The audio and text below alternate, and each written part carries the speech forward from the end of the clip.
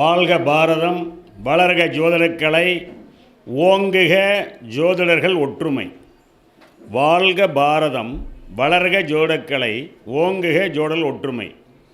உங்களை எல்லாரையும் பார்க்குறதில் மிக்க மகிழ்ச்சி அடைகிறேன். உங்கள் திருப்பாதத்துக்கெல்லாம் நன்றி. காரணம், அனுதினமும் இந்த ஜோதிடக்கலையை பேசிக்கிட்டு இருக்கிறவங்க, சொல்கிறவங்க, உங்களை எல்லாரும் பார்க்குறதில் ரொம்ப மகிழ்ச்சி. அதில் தமிழ் தாய் இந்த ஜோதிடத்தினுடைய கலை வாணியை நேரில் இன்றைக்கி தான் பார்க்குற தரிசனம் எனக்கு கிடைச்சிது. மிக்க நன்றி. இவ்வளவு இளம் வயதில் இந்த ஜோதிடத்து மேலே நல்ல ஆர்வம் வச்சு பணிவு, பரிவு, பாசம், நேசம், இறைவனுடைய அருளோடு அந்த பொண்ணு பேசியது தெய்வமே வந்து பேசின மாதிரி. என்னுடைய வயது 64, என்னுடைய டேட் ஆஃப் பர்த் 14/8/62, எனக்கு வயது 64. இந்த ஜோதிடத்துறையில் 44 ஆண்டுகள் பணிபுரிஞ்சிக்கிட்டு இருக்கிறேன். ஜோதிட சங்க தலைவர், தாய் சங்கத்தினுடைய தலைவர். இந்த குருவின் குருஜி எஸ்பி சோமசுந்தர ஐயா அவர்கள் எங்கள் சங்க கூட்டத்துக்கு இங்கே 5 மணிக்கெல்லாம் 4 மணிக்கெல்லாம் எந்திரிச்சு குளிச்சுட்டு அங்கே நேரமாக ஃபஸ்ட்டு வருவார். அவரும் அன்னாரும் செல்லம்மா பேருங்க என்னங்க சங்கர். எல்லாம் நீங்கள்லாம் அப்படி ஆர்வமாக வருவீங்க. அதாவது அதை இன்றைக்கி உங்களை கண்ணார பார்க்க, அதனுடைய முயற்சி, வெற்றி, அதனுடைய ஆர்வம், இதையெல்லாம் பார்க்குற போது இன்றைக்கி இவ்வளோ தூரம் வளர்ந்துருக்கிறது, இவ்வளோ தூரம் சங்கத்தை சேர்த்தி நடத்தி சீரும் சிறப்புமாக நடத்தி கொண்டிருக்கிற உங்களுடைய திருப்பாதகளை நன்றி சொல்லி, நீண்ட ஆயிலும் நிறைந்த செல்வம் கொடுத்து எல்லாம் வல்ல இறைவன் எம்பெருமான் அர்த்தநாரீஸ்வரன் அம்மையப்பன் அருளால் நீங்கள் அனைவரும் நல்லா இருக்கும்னு சொல்லி இறைவனை வேண்டிக்கிறேன். அதோட இந்த ஜோதிடம்ங்கிறது ஒரு கடல் போன்றது. நம் வாழக்கூடிய நாட்டில், உலகத்தில் முக்காவாசி தண்ணி கடல், காவாசி தான் மக்கள் வாழ இடம். அந்த முக்காவாசி தண்ணி தான் கடல் மாதிரி இந்த ஜோதிடம். இந்த ஜோதிடங்கிறது 18 மகான்கள், முனிவர், ரிஷிகள் சேர்ந்து எழுதியது 4,50,000 ஸ்லோகங்கள். அதல்லாத காக்கேர், தேரையர், புலிப்பாணி இவங்கெல்லாம் சேர்ந்து எழுதுனது ஒரு 50,000 பாடல்கள் இருக்கும். மொத்தம் 5 லட்சம் பாடல் கொண்டது சாஸ்திரம். 5 லட்சம் பாடலையும் தெரிஞ்சுக்கிட்டு ஜோசியம் சொல்கிறதுனா முடியுமா? இறையறலும் குருவரலும் திருவரலும் இருந்தால் அதை செய்யலாம். அது இங்கே எல்லாருக்கும் கூடியிருக்கீங்க, எல்லாத்துக்கும் இருக்குது. கண்டிப்பாக முயற்சி தான் வெற்றி அளிக்கும். முயற்சி திருவினையாக்கும், முயலாமல் திருவோட்ட தூக்கும். அதனால் முயற்சி வாழ்க்கையில் வேணும். பாப்பா நான் என்ன பேச வந்தேனோ அதை சொன்னாங்க. அனுதினமும் ஒரு பாடலை எழுதி சொல்லணும் அப்படின்னு சொல்லி சொன்னாங்க. நம்ம சிறு வயசில் பள்ளிக்கூடம் கொண்டு சேர்த்துற போது கடவுள் வாழ்த்து பாடினதை இப்போ இன்றைக்கி பாடணும். தினம் சாயங்காலம் ஆச்சுன்னா ஜனகணமன பாடுவோம், பைய எடுத்துக்கிட்டு நேரமாக வீட்டுக்கு வரோம்னு சொல்லி. அந்த பாடல்லாம் இன்றைக்கி நெஞ்சில், மனசில், இப்போ அதை மைக்கில் போட்டாலும் நம்ம பாடலாங்கிற எண்ணம் வருது. அது மாதிரி இந்த ஜோதிட சாஸ்திரம், இதற்கு முதல் நூல் ஆசிரியருங்கிறது பல நூல்கள் இருக்குது. நூல்களை மட்டும் படித்து சொல்லணும்னா அது ஒரு புக்கே இருக்குது. நான் கண்டிப்பாக இந்த கூட்டத்திற்கு மாதம் ஒரு முறை கண்டிப்பாக நான் வருகிறேன். வந்து நிறையான கருத்துக்களை உங்களுக்கு எல்லாம் சொல்லித்தரேன். என்னுடைய 44 வருஷ அனுபவத்தில் ஏகப்பட்ட விஷயங்கள் நாங்கள் வச்சுருக்கிறோம். எனக்கு பேச வாய்ப்பளித்தீங்கன்னா நான் 2 மணி நேரம் சொற்பொழிவாட்டுறதுக்கு தயாராகிறேன். ஒரு பேனா, பேப்பர், துண்டு சீட்டு கிடையாது. எல்லாம் என் ஆள் மனசிலிருந்து வரக்கூடிய கருத்துக்களை புள்ளி விவரமாக சொல்ல முடியும். இப்போ இந்த பொண்ணு ஜாதகத்தை போட்டாங்க, அதுக்கு முன்னாடி இறைவனை வேண்டிக்கிறேன். 5 கரத்தனை யானை முகத்தினை இந்தின் இளம்பிறை போலும் ஏற்றினை நந்தி மகந்தனை நாணக் கொழுந்தினை புந்தியில் வைத்தடி போற்றுகின்றேனே. சுக்லாம்பரதரம் விஷ்ணும் சதிபர்ணம் சதுர்புசம் பிரசன்னவதனம் இத்யாயே சர்வ விக்னோபசாந்தகே. ஓம் ஸ்ரீம் க்ரீம் க்ளீம் க்ளம் கங் கணபதயே வரவரத சர்வஜனம் மே வசமானாய ஸ்வாக. ஓம் தத்புருஷாய வித்மஹே வக்கரதுண்டாய தீமகி தன்னோ தந்தி பிரசோதயாத். தனந்தரும் கல்வி தரும் ஒரு நாளும் தளர்வரியா மணந்தரும் தெய்வ வடிவம் தரும் நெஞ்சில் வஞ்சமில்லா இனந்தரும் நல்லனை எல்லாந்தரும் அன்பர் என்பவர்க்கே கணந்தரும் பூங்குழலால் அபிராமி கடைக்கண்களே. களையாத கல்வியும் குறையாத வயதும் ஓர்கபடு வராத நட்பும் கன்றாத வளமையும் குன்றாத இளமையும் கழுவினியிலாத உடலும் சலியாத மனமும் அன்பு அகலாத மனைவியும் தவறாத சந்தானமும் தாழாத கீர்த்தியும் மாறாத வார்த்தையும் தடைகள் வராத கொடையும் ஒரு கோணாத கோளும் ஒரு துன்பமில்லாத வாழ்வும் துய்யனின் பாதத்தில் அன்பும் உதவி பெரிய தொண்டரோடு கூட்டு கண்டாய் அலையாளி அரிதுயலும் மாயான தங்கையே ஆதிகடவூரின் வாழ்வே அமுதீசர் உருவாகம் அகலாத சுகபாணி அருள்பாமி அபிராமி தாயே போற்றி. ஆத்தாளை எங்கள் அபிராம வள்ளியை அண்டமெல்லாம் பூத்தாளை மாதிலம்பூ நிறத்தாளை புவியடங்க காத்தாளை அங்கையில் பாசாங்குசமும் கரும்பும் வில்லும் சேர்த்தாளை முக்கண்ணி தொழுவார்க்கு ஒரு தீங்கில்லையே. வாழ்க வையகம் வாழ்க வையகம் வாழ்க வளமுடன். அருட்பேராற்றல் இரவும் பகலும் எல்லா நேரங்களிலும் எல்லா இடங்களிலும் எல்லா தொழில்களிலும் உறுதுணையாகவும் பாதுகாப்பாகவும் வழிநடத்துவதாகவும் அமையுமாக. அருட்பெருஞ்சோதி அருட்பெருஞ்சோதி தனிப்பெருங்கருணை அருட்பெருஞ்சோதி அருட்பெருஞ்சோதி அருட்பெருஞ்சோதி தனிப்பெருங்கருணை அருட்பெருஞ்சோதி. சீலமாய் வாமுசிரல் புரியும் நாளம்புகளும் நைரே போற்றி சூர்யா போற்றி சுந்தரா போற்றி வீரியா போற்றி வினைகள் களைவாய் எங்கள் குறைகள் எல்லாம் தீர்க்கும் திங்களே போற்றி திருவருள் தருவாய் சந்திரா போற்றி சத்குரு போற்றி சங்கடம் தீர்ப்பாய் சிதரா போற்றி சிறப்புருமணியே செவ்வாய் தேவே குரலாதருள்வாய் குணமுடன் வாழ மங்களச் செவ்வாய் மலடி போற்றி அங்காரணை அவதிகள் நீக்கு இதமுறவாள இன்னல் நீக்கு புதபகவான் பொன்னடி போற்றி பதந்தந்தாழ்வாய் பன்னொழியானே உதவி ஏறலும் உத்தமா போற்றி குணமகுவியாள குரு பகவானே மனமுடன் வாழ மிகுநல்வாய் பிரகஸ்பதி குருபரணே சாய்க்கரக தோஷமின்றி கடாச்சித்தருள்வாய் சுக்கரமூர்த்தி சுவாய் வக்கரமின்றி வரமுத்திருள்வாய் வெள்ளி சுக்கர வித்தக வேந்தே அள்ளி கொடுப்பாய் அடியார்கரலே சங்கடந்திருக்கும் சனி பகவானே மங்களம் பொங்க மனவை தருள்வாய் சச்சரவின்றி சாகா நெறியில் இச்சகம் வாழ இன்னல் தாதா அறவெண்ணும் ராக ஐயனே போற்றி கரவாதருள்வாய் கஷ்டங்கள் நீக்கி ஆக விரல் புரி அனைத்திலும் வெட்டி ராகு கணிய ரம்மிய போற்றி கேதித்தேவே கீர்த்தித்திருவே பாதம் போற்றி பாவம் போற்றி வாதம் வம்பு வழக்கலின்றி கேதித்தேவே கென்மையா ரகசி வேயுறுதோழி வங்கன் விடமுண்ட கண்டன் மிக நல்ல வேணி தடவி மாசரு திங்கள் கங்கை முடிமேல் அணிந்த நுழமே புகுந்ததனால் ஞாயிறு திங்கள் செவ்வாய் புதன் வியாழன் வெள்ளி சனி பாம்பிரண்டும் உடனே ஆசரு நல்ல நல்ல அவை நல்ல நல்ல அடியார் அவர்க்கு மிகவே. ஹரியோம் நன்றாள்க குருவாள்க குருவே துணை. இங்கே கூடியிருக்கின்ற அனைத்து ஜோட மாமேதிகளுக்கும் இந்த ஜாதகத்தை இந்த பொண்ணு போட்டாங்க. இந்த லக்கணம் மேச லக்கணம், லக்கணத்தில் சூரியன் சந்திரன் செவ்வாய் எல்லாம் இருக்காங்க, குருவும் 4 இருக்குது. மீதி கிரகத்தெல்லாம் போடலை.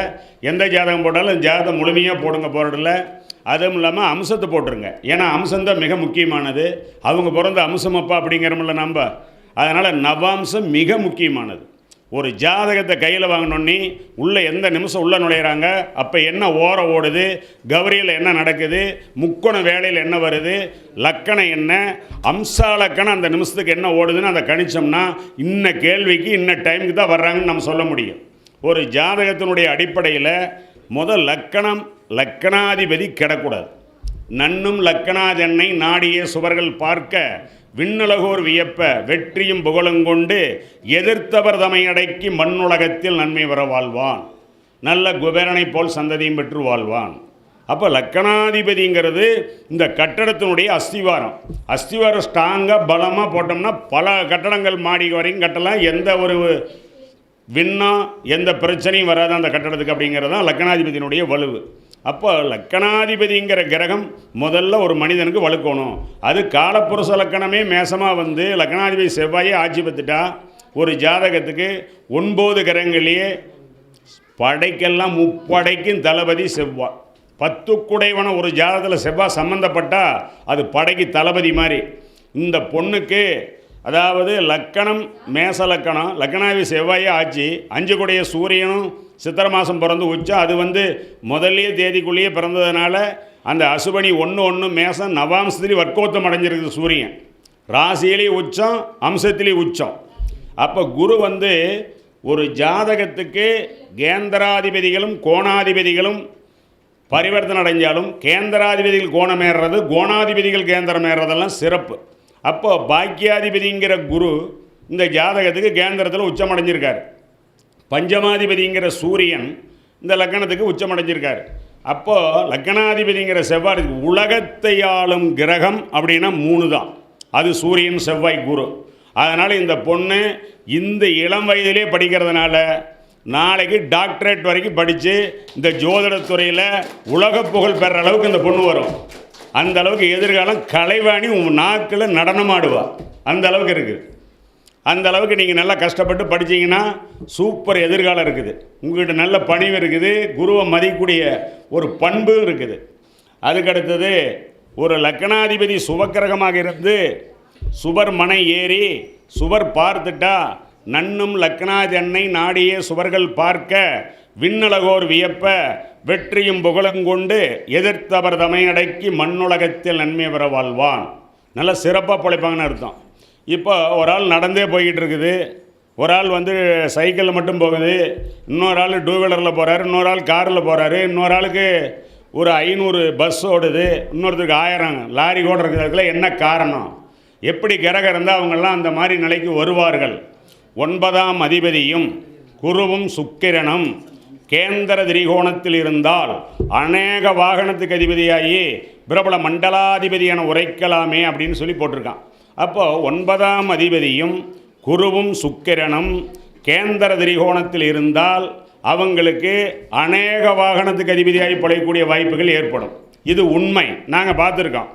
அடுத்து வாக்குநாதனை நல்லோர்கள் காண கூட நோக்க வாக்குதான் அவர்க்கு செல்வம் வளருமே வாக்கிலே செல்வம்னா, வாக்காதிபதிங்கிற கிரகம் நல்லனில் இருந்து சுபர்மனை ஏறி சுபர் பார்வை பெற்றாலும் வாக்கு தான் அவங்களுக்கு. சொல்வாக்கு இருந்தால் செல்வாக்கு தானாக தேடி வரும்.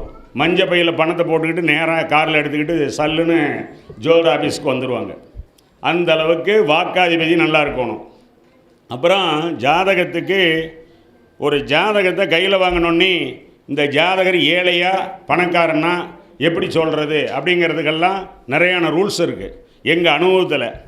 6ஆம் அதிபதி 7ஆம் அதிபதி லக்கணாதிபதி ஒன்று சேர்ந்ததுன்னா 6உடன் 7ஆம் ஆதி அருடன் லக்கணாதி பேருடன் கூடினாலும் பெருமையாய் கண்ணுற்றாலும் வீருடன் மிக்க செல்வம் மேன்மையாம் பாக்கியங்கள் சேறு செய்திருந்து வாழ்வான் ஜகத்திற்கு மன்னவனாம் பணக்காரன் சொல்லுது. 6ஆம் அதிபதி 7ஆம் அதிபதி லக்கணாதிபதி ஒன்று சேர்ந்தால், இதெல்லாம் குருகேது சேர்ந்தாலும் கோடீஸ்வர யோகம். அது எந்தெந்த இடத்துல இருக்கணும், என்ன சாரம் பெறணும், அம்சத்தில் எப்படி இருக்கணுங்கிறதெல்லாம் ரூல்ஸ் தெரிஞ்சு நம்ம சொன்னோம்னா புள்ளி உரமாக கரெக்டாக இருக்கும். ஒரு ஜாதகத்துக்கு நேர் மூத்தோன்னு இருக்கானா இல்லையா, அதாவது நான் சொல்கிற ஒவ்வொரு விஷயங்களும் நாளை காலையில் ஜாதகத்தை கையில் வாங்கினா உங்களுக்கு சொல்கிறதுக்கு பயனுள்ள கருத்துக்களை தான் நான் பேசுவேன். ஒரு வரி கூட பிழை இல்லாமல் கருத்துக்களை சொல்லுவேங்கிறத சொல்லி 11ஆம் அதிபதி நீச்சமாகி சூரியன் சம்பந்தப்பட்டால் காரணமாய் 11 குடையோர் தானும் கருத்தான பலங்குறைந்த நீச்சமானால் பூரணமாய் ரவியொருவன் ஏறி நின்றால் இவனுக்கு நேர்மூத்தோன் இல்லை. அப்படி இருந்துட்டாலும் அவன் குடும்பம் விளங்காதப்ப இவன் புத்தர் அவனுக்கு கொள்ளி வைப்பான்னு அர்த்தம். அதாவது 11ஆம் அதிபதி நீச்சமாயிட்ட சூரியன் சம்பந்தப்பட்டால் நேர் மூத்த வாரிசு இல்லை. 6ஆம் அதிபதி 3ஆம் இடத்துக்கு வந்தால் அடுத்த சோரம் பிறக்காது, பிறந்தாலும் அது இருக்காது. ஆனால் அதுக்கும் பிற்பாடு வாரிசு இருக்குதுன்னு கேட்டால் சொன்னாங்கன்னா அந்த ஜாதகனுக்கு அடுத்தது ஒரு கருவு பிறந்து இறந்தோ அல்லது கருவாயி அபேஷனாயோ அதுக்கடுத்த கருவு வேணால் இருக்கலாம். இதெல்லாம் உண்மை. இன்னும் எளிமையாக சொல்லணும்னா 11ஆம் அதிபதிங்கிற காலப்புருஷ லக்கணத்துக்கு சனி, 3ஆம் அதிபதிங்கிறது புதன் மேசத்துக்கு. அந்த சனி புதன் ரெண்டையும் மாந்தி பார்த்துட்டா அண்ணனும் இல்லை தம்பியும் இல்லை, அவன் ஜாதகம் ஒருத்தர் தான். உதயங்காரி ஒன்று கூடி விட்டால் உடன்பரப்பில்லை அப்படிங்கிறதுக்கும் ஒரு கருத்துக்கள் உண்டு. அதே மாதிரி சந்திரனையும் சனியையும் மாந்தி பார்த்தால் தாய் இருக்க மாட்டாங்க.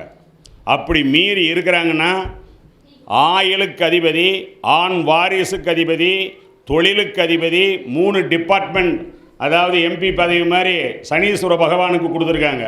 அப்போது இந்த ஜாதகத்தில் வந்து ஆண் வாரிசு அப்படிங்கிறது ஒரு ஜாதகத்தில் இருக்குதா இல்லையா அப்படிங்கிறத எப்படி வச்சு நிர்ணயம் பண்ணுறது அப்படின்னா, பூச அனுசம் உத்திரட்டாதியில் பிறக்கும் பொழுது 9 கிரகங்களுடைய பாதசாரங்களில் அந்த பூசம் அனுசம் உத்திரட்டாதியில் ஏதாவது ஒரு கிரகங்கள் இருந்து முதல் குழந்தை காலப்புருஷனுக்கு 5ஆம் இடம் சூரியன். அந்த சூரியனை அந்த சனி சாரத்தில் இருந்தாலும் அதுக்கடுத்த குழந்தை 3ஆம் இடம் துலா, அது சுக்கரன். அதுக்கடுத்த குழந்தை குரு தனுசு. அதுக்கடுத்த குழந்தை கும்பம் சனி. அதுக்கடுத்த குழந்தை மேசம் செவ்வாய். இதெல்லாம் வாரிசுகளை வரிசையாக குறிக்கிறது. அந்த பூச அனுசம் உத்திரட்டாதி வாங்கின கிரகங்கள் பார்த்தால் ஆண் வாரிசு கண்டிப்பாக கிடைக்கும். அது எழுதியும் கொடுக்கலாம். அதே மாதிரி 5ஆம் இடத்துல குரு இருந்து சனி பார்த்தால் அவங்களுக்கு ஒரு ஆண் வாரிசு உண்டு. இதெல்லாம் 44 ஆண்டு காலமாக எங்களுக்கு ஏகப்பட்ட குருநாதர்கள் 1000 ஜோசியர்களை ஒன்று சேர்த்து சங்க கூட்டம் நடத்தினோம். ஆண்டு விழாவுக்கு மாத கூட்டங்களுக்கு 200 பேர் வர அளவுக்கு நாங்கள் எந்த மூலை முடுக்கு எந்த ஊரில் எங்கே ஜோசியர் இருந்தாலும் அட்ரஸை கண்டுபிடிச்சி எங்கள் சங்கத்துக்கு வாங்கன்னு சொல்லி அப்படியெல்லாம் இது பண்ண தாய் சங்கத்தினுடைய தலைவர் தான் நான் பேசிக்கிட்டு இருக்கிறேன். அது மட்டும் இல்லை, ஜோசியர்னாவே எங்களுக்கு உயிர். அதாவது எங்களுடைய அத்தை மாமா அண்ணன் தம்பி அக்கா தங்கச்சி அப்படிங்கிற பாச மலர்களாக நாங்கள் வச்சுருக்கிறோம்.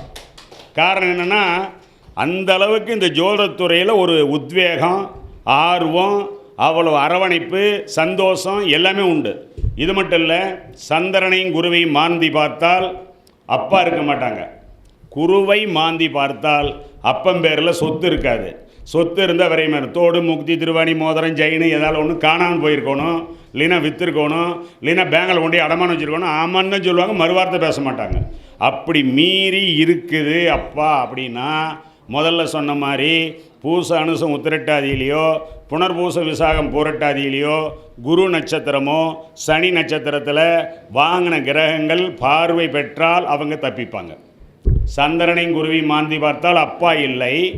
10 8 நின்று திசாபுத்தி நடத்தினா அப்பாவுக்கு யமன் வருவான் கூறுன்னு சொல்லி புலிப்பாணியில் ஒரு பாடல் இருக்குது. 8 சனி 10 ராகு, சனி திசை ராகு புத்தி இல்லை ராகு சனி புத்தி, தகப்பனுக்கு தப்பு. அப்புறம் இன்னொன்று சொல்கிறார், பாரப்பா இன்னும் ஒன்று பகரக்கேளு, பகலவனும் சனியோடு பாம்பு சேர. பகலவன்னா சூரியன், பாம்புன்னா ராகு. இந்த சூரியனோட ராகு சனி செவ்வாய் சம்மந்தப்பட்ட அப்பா சில காலம் பிதிருந்து சிவலோகம் போய் சேருவான்னு சொல்கிறார்.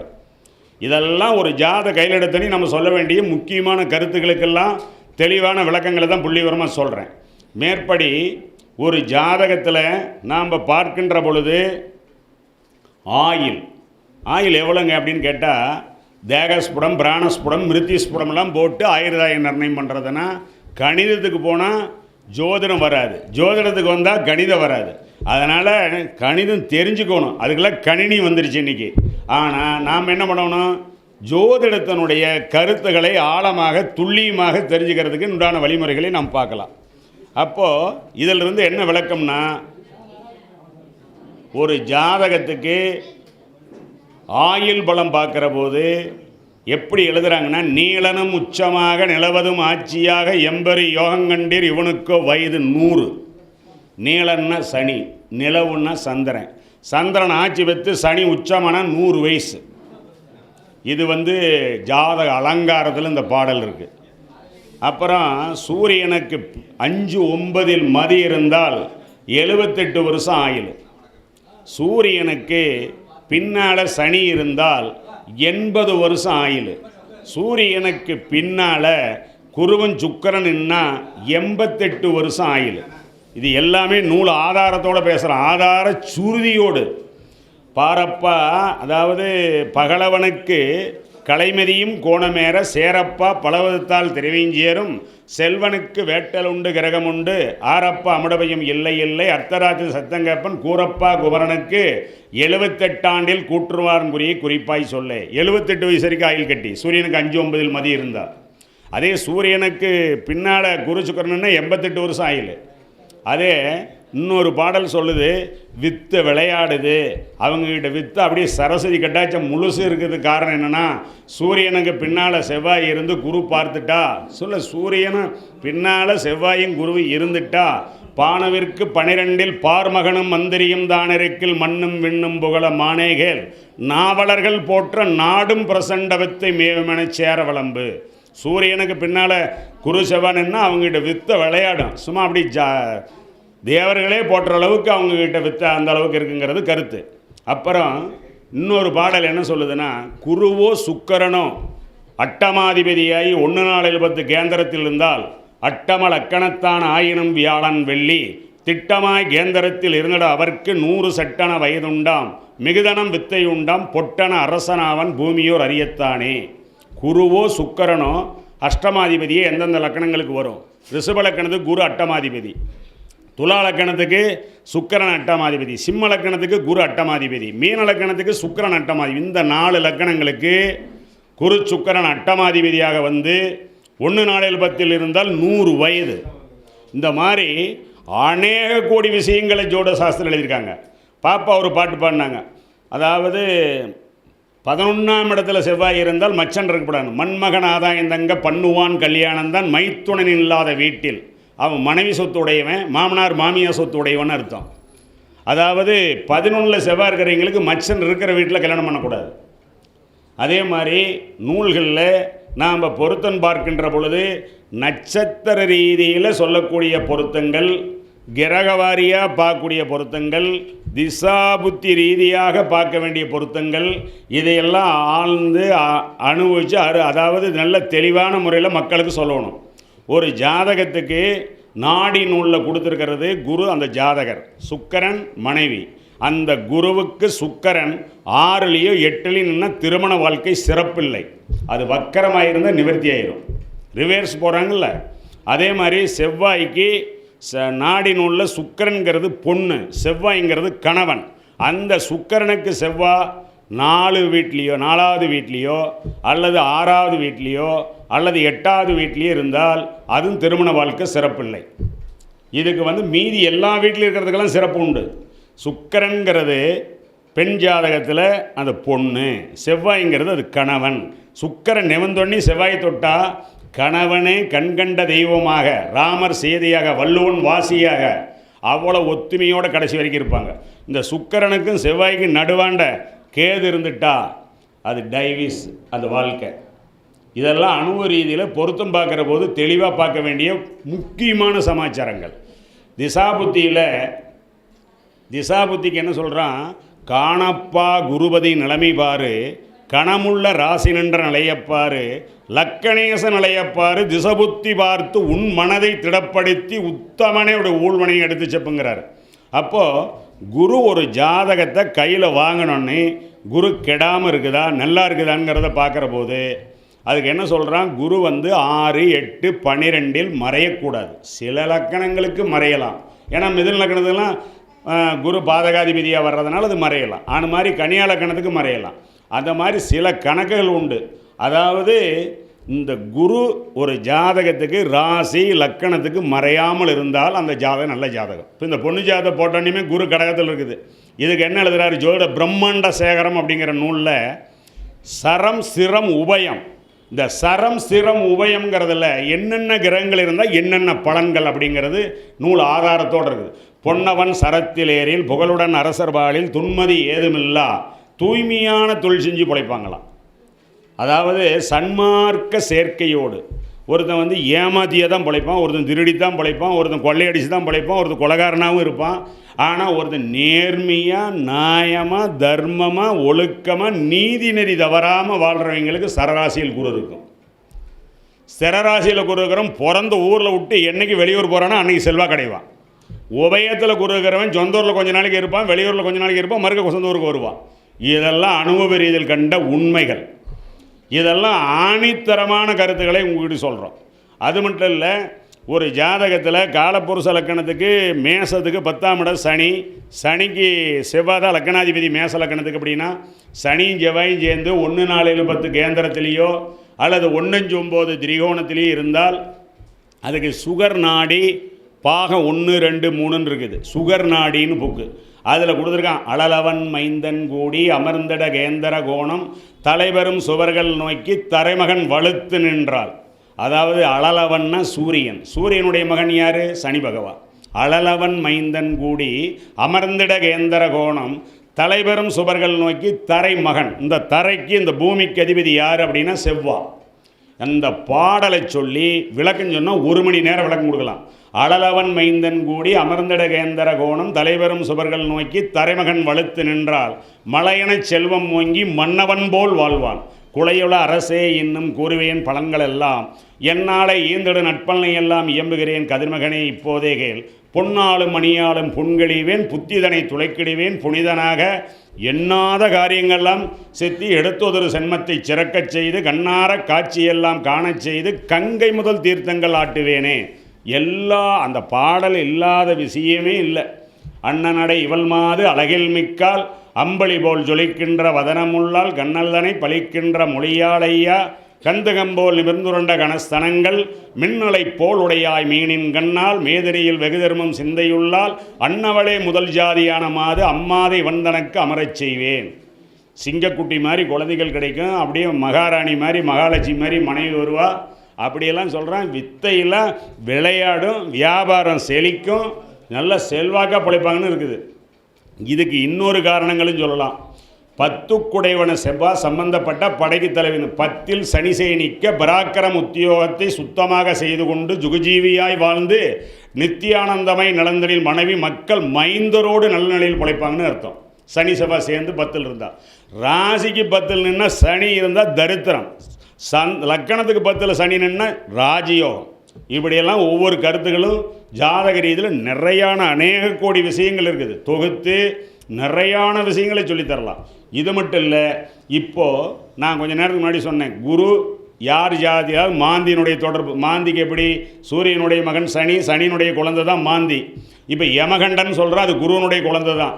அது 9 கிரகங்களுக்கு மனைவிமார்கள், 9 கிரகங்களுக்கு குழந்தைகள் எல்லாமே இருக்குது. இந்திர தனுசு பரிவேட தூமகேது எல்லாமே இருக்கிறதெல்லாம் அந்த நவகிரகங்களுடைய குழந்தைகள். அது மாதிரி உங்களுக்கு இங்கே வந்திருக்கீங்க அத்தனை பேர்த்துக்கும் மக்களுக்கு பயன்படக்கூடிய, ஜோடர்களுக்கு பயன்படக்கூடிய கருத்துக்கள். பஞ்சாங்கத்தை கையில் எடுக்கிறோம், அந்த பஞ்சாங்கத்தில் முதல் பக்கத்தை அப்படி ஒவ்வொரு பக்கமாக அந்த பெரட்டுற போது வாரத்தை சொல்வதால் ஆயுள் வளரும்னா, ஞாயிறு திங்கள் செவ்வாய் புதன் வியாழன் வெள்ளி சனி அப்படின்னா அதை சொன்னால் ஆயுள் வளரும். திதிகள் 15, வளர்வ திதிகள் 15, தீவிர திதிகள் 15, பிரதமை துதி திருதி சரதி பஞ்சமி சஷ்டி சப்தமி அஷ்டமி நவமி தசமி ஏகாதசி துவாதசி திரியோதசி திருதசி பௌர்ணமி அல்லது அமாவாசை திதிகள் 15, பௌர்ணமி அல்லது அமாவாசை திதிகள் 15. திதிகளை சொன்னால் ஐஸ்வர்யம் கிடைக்கும். நட்சத்திரங்கள் 27, 28வது நட்சத்திரமும் ஒன்று உண்டு. உத்தராடத்தினுடைய 4ஆம் பாதம், திருவோணத்தினுடைய முதல் பாதத்துக்கு அபிஷேக நட்சத்திரம்னு ஒன்று உண்டு. அசுபணி பரணி கிருத்திகை ரோகிணி மிருகசம் திருவாதிரை புனபூசம் பூசம் ஆயில்யம் மகம் பூரம் உத்தராஸ்தம் சித்திர சுவாதி விசாகன சங்காட்டை மூலம் போராட உத்தராடம் திருவோணம் விட்டம் சதயம் பூரட்டாதி உத்திரட்டாதி ரேவதி. இந்த 27 நட்சத்திரம் சொன்னால் பாவங்கள் நீங்கும். கரணங்கள் 11, யோகங்கள் 27. விஸ்கம்பம் பிரிதி ஆயுஷ்மன் சௌபாக்கியம் சோபனம் அதிகண்டம் சூரம் திருதி சூளம் கண்டம் விருதி துருவம் வியாகாதம் கர்ச்சனம் வச்சரம் சித்தி வியாதிபாதம் வரியான் பரிகம் சிவம் சித்தம் சாத்தியம் சுபம் சுப்ரம் பிராமியம் வைதிரிதி. இந்த 27 யோகங்களும் 27 நட்சத்திரங்கள் மாதிரி இருக்கும். அந்த 27 யோகங்களில் யார் யார் என்னென்ன யோகத்தில் பிறக்கிறார்களோ அதுக்கெல்லாம் பலன் உண்டு. 27 யோகத்துக்கும் பலன் உண்டு. ஒன்றும் இல்லை, ஒருத்தர் வைத்திருதி நாம யோகத்தில் பிறந்திருந்தாங்கன்னா அவங்களோட பேய் பிடிச்சி ஓட்டினீங்களா யாருக்கால் அப்படின்னு கேட்டால் ஆமாங்க அப்படிம்பாங்க. மாறாது. ஒவ்வொரு விஸ்கம்ப யோகத்தில் பிறந்தவங்களை கேட்டிங்கன்னா முதுகு தண்டு வலி இருக்குதா இடுப்பு வலி இருக்குதான்னு கேட்டால் ஆமாம்பாங்க. அவங்க வீட்டில் அம்மா அப்பாவுக்கு அல்ல சாதம் இருக்குது. இந்த மாதிரி சுபம் யோகம்னு ஒன்று இருக்கும். அதில் பிறந்த எல்லா திசையும் நன்மை செய்யும். இந்த மாதிரி கரணங்கள் 11, பவம் பாலவங்க உழந்த இலை கரசை வனசை பத்தரை சகனி சதுஸ்பாதன் ஆகங்கும் சுக்குன்னு கரணங்கள் 11. ஏன் இந்த பஞ்ச அங்கங்களை நான் இங்கே சொன்னேன் அப்படின்னா, யோகங்கள் 27 கூறுனா வியாதிகள் குணமாகும். அந்த கரணங்கள் 11 நினைத்த காரியம் வெற்றியடையும். பஞ்ச அங்கங்களை டெய்லி ஒரு முறை சொன்னால் அது எல்லா சிறப்பும் உண்டு. வருஷங்கள் 60, அந்த வருஷங்கள் 60 நாரதருக்கு 60 மனைவிமார்கள், அதான் வருஷங்கள் 60 தமிழ் வருஷங்கள். 27 நட்சத்திரங்கள். உலக உற்பத்தி எப்போ தட்ச பிரதாபதிக்கு திரேதாயுகத்தில் 60 பெண்கள் பிறக்கிறாங்க. அதில் 27 பெண்களை மனமுடிச்சு கொடுக்குறாரு சந்திர பகவானுக்கு நாரதர். அந்த இதில் 27 நட்சத்திரங்களில் ரோகிணிங்கிற பொண்ணை மட்டும்தான் சந்திரன் காதலிப்பார். அப்புறம் தட்ச பிரதாபிகிட்ட சொல்லி உலக உற்பத்தி எப்போ 27 பெண்களை மனமுடிச்சு கொடுக்கறது சந்திர பகவானுக்கு. அந்த 27 பெண்களில் ரோகிணிங்கிட்ட மட்டும் கல்யாணம் முடிச்சுட்டு அங்கேயே இருப்பார். மற்ற 26 பெண்கள் வீட்டுக்கு அவர் போக மாட்டார். கிரகங்கள் பேசுகின்றன அப்படின்னு ஒரு நூல்கள் இருக்குது. நீங்கள் எல்லோரும் என்னென்ன நூல்கள் வாங்கி படிக்கணுங்கிறதையும் நான் அடுத்த மாதம் கூட்டத்தில் வந்து கண்டிப்பாக பேசுகிறேன். அவசியம் வர்றேன். உங்களையெல்லாம் அடிக்கடி சந்திக்கிறேன். உங்களுக்கு என்ன உங்கள் ஜாதக ரீதியில் யாருக்கு என்ன டவுட் இருந்தாலும் சொல்லக்கூடிய அளவுக்கு மனப்பக்குவத்தோடு வரேன். தெளிவாக அன்பாக புள்ளிவரமாக சொல்லித்தரேன். நீங்கள் எல்லோரும் நல்லா இருக்கணுங்கிறத என்னுடைய கருத்து. உலகம் முழுவதும் நாம் தெளிவாக இருந்து நாம் குழம்பாமல் வர்றவங்களையும் குழப்பாமல் நல்ல இறையறலும் குருவரலும் திருவரலோடு சொன்னோம்னு வச்சுக்கோங்க, நமக்கு இறைவனே கூட இருப்பார். கண்டிப்பாக இந்த ஜோதிடத்துறை பல்லாண்டு ஜோதிடர்கள் இருக்கிறதுலேயே 64 கலைகளிலே தெய்வீக கலை இந்த ஜோதிடக்கலை. நாளைக்கு என்ன நடக்குன்னு சொல்லக்கூடிய கலை இந்த கலை. இதெல்லாம் பாவம், அந்த ஜோதிட தொழில் தப்பு அப்படி இப்படிலாம் சொல்கிறாங்க. அதெல்லாம் கிடையவே கிடையாது. வாழ வழிவுகிறது கருவறையில் கரு உருவாவதிலிருந்து கடைசியாக அந்த ஆயுளுக்கு வரைக்கும் சொல்லக்கூடிய கருத்துக்கள் தான் இந்த ஜோதிடத்துறை. முதல்ல ஒரு குழந்தைக்கு வளகாப்புக்கு கல்யாணத்துக்கு நாள் குறிக்கிறோம், அடுத்து வளகாப்புக்கு நாள் குறிக்கிறோம், அடுத்து குழந்தை பிறந்தோடனே குழந்தைக்கு பிறந்த அந்த பெயர் வைக்கிறதுக்கு நாள் குறிக்கிறோம், காதணி விழாவுக்கு நாள் குறிக்கிறோம், பாப்பா மெச்சூர் பள்ளிக்கூடம் வித்யாரம்பத்துக்கு நாள் குறிக்கிறோம், மெச்சூர்டானா அந்த பூப்புண்ண நீராட விழாவுக்கு நாள் குறிக்கிறோம். அனைத்துகளுக்கும் சொல்லக்கூடிய அளவுக்கு பெரிய வருசாதி நூல் அப்படின்னு ஒன்று இருக்குது. எந்தெந்த காரியங்களுக்கு எத்தனை மட சுத்தமாக இருக்கணுங்கிறது கணக்கு இருக்குது. இப்போ சாந்தி முகூர்த்தம்னு ஒன்று வைக்கிறோம், அதுக்கு 1, 4, 1, 7, 8 சுத்தமாக இருக்கணும், அது சரளக்கணமாக இருக்கணும், இப்படியெல்லாம் கணக்கு இருக்குது. தாராபலம் சந்திரபலம் இது எல்லாத்தையும் வச்சு தான் நம்ம நாள் குறிக்கிறோம். அதில் படுபட்சியும் பார்க்குறோம், அதிகார பட்சியும் பார்க்குறோம். ஏன்னா படுபட்சி நாளில் ஒரு முகூர்த்தம் குறித்து கொடுத்துடக்கூடாது. ஏன்னா பஞ்சபட்சியும் ஜோசியரை தெரிஞ்சு வச்சுக்கணும் அப்படிங்கிறது என்னுடைய தாழ்மையான நல்ல கருத்துக்கள். ஆனால் இந்த ஜோதிடங்கிறது காது மூக்கு தொண்டைக்கு ஒரு டாக்டர், கண் டாக்டர் தனி, பல் டாக்டர் தனி. ஆனால் ஒருத்தர் ரயில் ஓட்டுறான், இன்னொருத்தர் கப்பல் ஓட்டுறான், இன்னொருத்தர் ஏரோப்ளேன் ஓட்டுறான். அவங்கள எப்படி கிரகம் இருந்தால் செய்யும். இந்த குழந்தை 2ஆம் தாரத்துக்கு பிறந்த குழந்தை தான் அப்படிங்கிறதுக்கு அந்த ஜாதத்தை பார்த்தோன்னு சொல்கிறதுக்கு என்ன ரூல்ஸு அனைத்துக்கும் இருக்குது. எல்லாம் நம்ம படிக்கணும். நூல் அத்தனையும் இருக்குது, இல்லாத கருத்துக்களே கிடையாது. எல்லாம் வல்ல இறைவன் எம்பெருமான், அதாவது முருகப்பெருமான் தான் இந்த ஜோதிடத்தினுடைய தர்ம கருத்தா. அவர் எழுதின ஒரு நூல் இருக்குது, குமாரசாமியம் அப்படிங்கிற ஒரு நூல் 50,000 நூல்களுக்கு சமம். அந்த நூல் கண்டிப்பாக அவசியம் வாங்கி படிங்க. புலிப்பாணி 300, தாய்மகளேசல் 300, வீமகவி, ஜாதக பாரி ஜாதகம், சாதக சிந்தாமணி, பூர்வ பிராச்சரியம், ஜோட பிரம்மாண்ட சேகரம், இது எல்லாம் எங்களுக்கு எங்கள் சங்கத்தில் வயது முதிர்ந்தவர்களில் ஏகப்பட்ட பேர் எங்களுக்கு தவறிட்டாங்க. இன்றைக்கி 100 பேர் இறந்துட்டாங்க 1000 ஜோசியர்களில். அவங்கெல்லாம் சொல்லி கொடுத்த கருத்துக்களை தான் உங்கள்கிட்ட பகிர்ந்துக்கிறேன். இது இரவல் மூலம் தான், சொந்த மூலம் இல்லை. ஏன்னா உண்மையை சொல்லணும்ல, எல்லாம் சொல்லி கொடுத்தது. நம்ம ஏதாவது புதுசாக கண்டுபிடிக்க முடியுமா? அவங்க சொல்லி கொடுத்தது நம்ம உங்களுக்கு சொல்கிறோம். அவங்கள எந்த பிரதிபலனையும் எதிர்பார்க்காம 4,50,000 ஸ்லோகங்களை 18 மகான்கள் முன்னிறைசிகள் எழுதி வச்சுட்டு போயிருக்காங்க. அதெல்லாம் அந்த கருத்துக்கள்லாம் எடுத்து சொல்கிறது அவ்வளவு மனசுக்கு ரொம்ப சந்தோஷமாக இருக்கும். அப்புறம் ஒரு ஜாதகத்தினுடைய அடிப்படையில் பொருத்தம் பார்க்கின்ற பொழுது 6லையும் 8லையும் நின்று திசாபுத்தி நடத்துதுன்னு வச்சுக்கோங்க. ஒரு ஆண் ஜாதகத்தில் 6ல் குரு இருக்குது, 8ல் சுக்கரன் இருக்குது. அந்த குருது சுக்கரன் பற்றி இல்லை சுக்கரதச குரு பற்றி நடக்கிற போது திருமணம் பண்ணலாமா? கண்டிப்பாக பண்ணக்கூடாது. 8லையும் 6லையும் நின்று திசாபுத்தி நடத்தினா மனைவி 7ஆம் இடம் பேல் போட்டு நசுக்கிற மாதிரி. 6லையும் 12லையும் நின்று திசாபுத்தி நடத்தினாலும் திருமணம் செய்யக்கூடாது. 8லையும் 12லையும் நின்று நடத்தினாலும் திசாபுத்தி நடக்கிற போது திருமணத்துக்கு நாள் குறிக்கக்கூடாது. நாம் அந்த திசபுத்தியை துல்லியமாக கவனிக்கணும். அது மிக மிக மிக முக்கியம். அதாவது ஒரு ஜாதகத்தினுடைய அடிப்படையில் பஞ்சமாதிபதி அப்படிங்கிற ஒரு கிரகம் தனுசு லக்கணத்துக்கு சிவ பாவகிரகம் தான். சுபகிரகம் யார், பாவகிரகம் யார் அப்படிங்கிறது நான் ஒன்றும் சொல்லி தெரிஞ்சுக்க வேண்டியதில்லை, எல்லாம் மக்களுக்கும் தெரியும். சூரியன், செவ்வாய், சனி, ராகு, கேது, தேய்பிர சந்திரன், பாவரோடு சேர்ந்த புதன், இவங்கெல்லாம் பாவர் தான். சுபரோடு சேர்ந்த புதன் தான் சுபரு, வளர்பர சந்திரன் தான் சுபரு, தேய்பிர சந்திரன் பாவர் தான். அதனால் இந்த வளர்பறை தேய்பிரையில் கூட மக்கள் என்ன கேட்குறாங்கன்னா, ஒரு நூல் ஆதாரத்தோடு சொல்கிறேன்னா சிற்ப ரத்னாகரம்னு ஒரு நூல் இருக்குது. பௌர்ணமி கழித்து 7 நாள் வரைக்கும் சப்தமி தேதி வரைக்கும் அது வளர்பறையே எடுத்துக்கலாம்னு நூல் ஆதாரத்தோடு இருக்குது. சில பேர் எங்களுக்கு அமாவாசை பௌர்ணமிக்கு பிற்பாடு நாளெலாம் குறிக்காதீங்க வேண்டாங்க அப்படின்ட்டுருவாங்க கல்யாணத்துக்கு. அதனால் கண்டிப்பாக கல்யாணத்துக்கு நாள் குறிக்கிற போது பௌர்ணமி கழித்து 7 நாள் வரைக்கும் சப்தமி தேதி வரைக்கும் வளர்பறையாக எடுத்துக்கொள்ளலாம்ங்கிறதையும் ஒரு கருத்து சொல்கிறேன். அதாவது ஒருத்தருக்கு முடி எடுக்கிறதுக்கு காது குத்துறதுக்கு நாள் கேட்குறாங்கன்னா ஆடி புரட்டாசி, ஆனி ஆடி புரட்டாசி மார்கழி மாசி பங்குனியில் ஞாயிறு செவ்வாய் சனி இந்த 4 மாதமும் சேர்ந்து நாள் குறிக்கக்கூடாது முடி எடுக்கிறதுக்கு. முதல் முடி வாங்குறாங்கல்ல, அதுக்கு இந்த மாதிரி மாதங்கள் 6 மாதங்கள் ஆனி ஆடி புரட்டாசி மாசி பங்குனி மார்கழி இந்த 6 மாதங்களில் ஞாயிறு செவ்வாய் சனிக்கிழமையில் முடிவெடுக்கிறதுக்கு முடி வாங்கிறதுக்கு நாள் குறித்து கொடுக்கக்கூடாது. அப்புறம் சுக்கிரவாரம் தாயாருக்கு ஆகாது. அப்புறம் பிறந்த கிழமை நம்ம எடுக்க மாட்டோம். எத்தனை கிழமை போச்சு? 5 கிழமை அவுட் ஆயிடுச்சா? மீதி 2 கிழமை தான் இருக்கும். அந்த 2 கிழமையில் அவங்களுக்கு அந்த படுபட்சி நாள் இல்லாமல் பஞ்சபட்சியில் அதிகார பட்சி அரசு நேரம் பார்த்து தாராபலம் சந்திரபலம் பார்த்து நாள் குறித்து கொடுத்தா நல்லது. தேவாதி தேவர்களுக்கே குணதோஷம் இல்லாத நாள் பார்க்க முடியாது. இருந்தாலும் ஒரு நல்ல நேரம் அப்படிங்கிறது நாம் எல்லாரும் சேர்ந்து செஞ்சால் கூட செய்ய முடியாத அந்த நல்ல நேரம் செய்யும். அதே மாதிரி ஒரு வீடு கால் போடுறோம், வீடு கட்டடம் கட்டுறோம், நாள் குறிக்கிறதுக்கு வர்றாங்க, கேட்குறாங்க கட்டடம் கட்டலாமான்னு.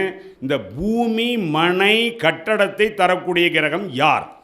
4ஆம் இடம்னு சொல்லுவோம். சென்னல் வயல் பூமி சிறந்த கட்டடம் 4 கோளொன்று சரமாய் 4 கொற்றவனையாக சக்கரவர்த்தியாய் வாழ்வான்கிறான். சந்திரன் சுக்கரன் 4 இருந்தால் திக்பலம், 7 சனி திக்பலம், 10 சூரியன் செவ்வாய் திக்பலம், லக்கணத்தில் புதன் குரு திக்பலம். இது பொது கருத்துகள், அதெல்லாம் வலிமை அடையுதுன்னு அர்த்தம். அதில் மிருகசீரிடம் சித்தரை அவிட்டம், இந்த மிருகசீர்ஷம் சித்தரை அவிட்டம் 3 நட்சத்திரம் செவ்வாயினுடைய நட்சத்திரம். ரோகிணி அஸ்தம் திருவோணம் சந்திர பகவானுடைய நட்சத்திரம். பரணிபூரம் போராடம் சுக்கிரனுடைய இந்த 9 நட்சத்திரங்களும், அதாவது 3 கிரகங்களும் பூமி மனை கட்டடத்தை தரக்கூடிய கிரகம்.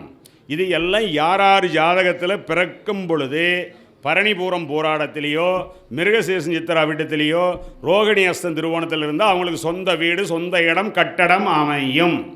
அதை கேரண்டியாக சொல்லலாம். அது நாளுக்குனுடைய சம்பந்தம், லக்கணத்துக்கு 4 கூடையவன், ராசிக்கு 4 கூடையவன், காலப்புருஷ லக்கணத்துக்கு மேசத்துக்கு 4 கூடைய சந்திரன். இது எல்லாமே நம்ம கவனித்து பார்க்கணும். அதெல்லாம் கண்டிப்பாக சொல்ல முடியும். வீடு கால் போடுறதுக்கு அப்படித்தான். 12 மாதங்களிலே 4 மாதம்தான் வீடு கால் போடுறதுக்கு சிறப்பான மாதங்கள்.